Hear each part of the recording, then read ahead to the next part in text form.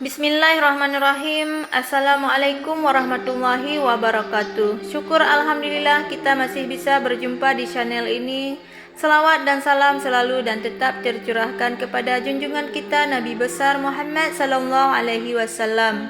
Allahumma salli ala Sayyidina Muhammad wa ala ali Sayyidina Muhammad. Doa dan harapan saya semoga saudara semua selalu dan diberikan kesehatan, dilapangkan rezekinya, diampuni dosanya dan dipanjangkan umurnya. Amin ya rabbal alamin. Sahabat pintu surga yang dirahmati Allah, selama ini kita mungkin berpendapat bahwa orang yang meninggal itu tidak akan merasakan sakit ketika jasadnya dimandikan. Padahal saat dimandikan mayat tersebut menjerit. Diceritakan oleh Aisyah, ketika itu ia tengah menunggu suaminya Rasulullah Shallallahu Alaihi Wasallam ketika kembali ke rumah. Ia mengucapkan salam dan kemudian berdiri untuk menyambut sang Nabi kecintaan Allah tersebut. Duduklah engkau ya Ummul Mukminin. Begitu ucap Rasulullah Shallallahu Alaihi Wasallam. Rasulullah Shallallahu Alaihi Wasallam kemudian turun duduk bersama Aisyah dan kemudian meletakkan kepalanya di pangkuan istrinya tersebut. Aisyah lantas mencari uban pada jenggot Rasulullah Shallallahu Alaihi Wasallam dan menemukan 19 helai rambut yang sudah memutih.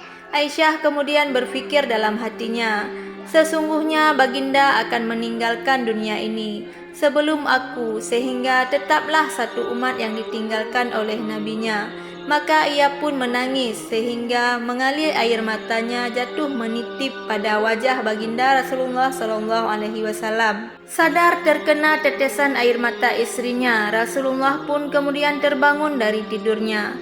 Wahai Ummul Mukminin, apa yang membuatmu menangis? Tutur Rasulullah Shallallahu Alaihi Wasallam.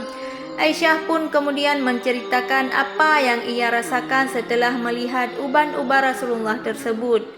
Tahukah kamu kondisi apakah yang paling menyusahkan bagi si Main?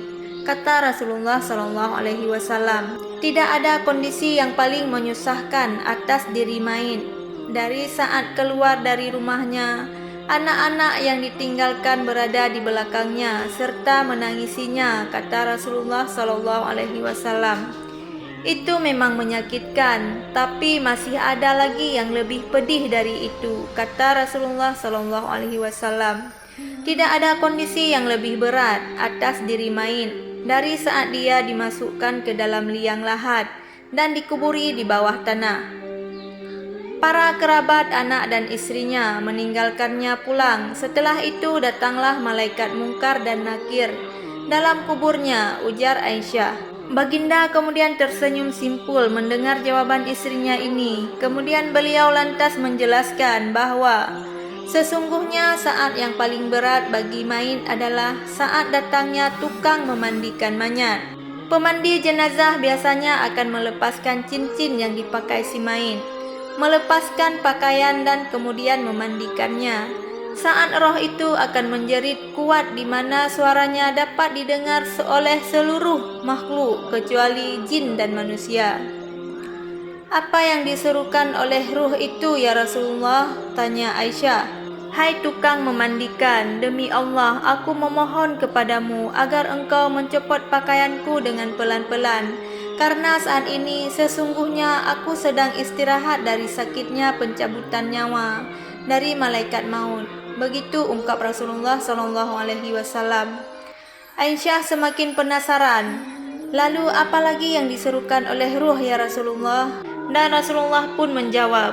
Ketika dimandikan, ruh itu berkata, demi Allah hai tukang memandikan, janganlah engkau pegang diriku terlalu kuat. Sesungguhnya jasadku masih terluka karena keluarnya nyawa, tutur Rasulullah Shallallahu Alaihi Wasallam.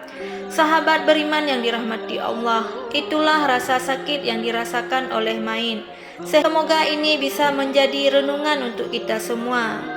Demikian yang bisa saya bagikan. Semoga video ini bermanfaat bagi kita semua. Amin ya rabbal alamin. Wassalamualaikum warahmatullahi wabarakatuh.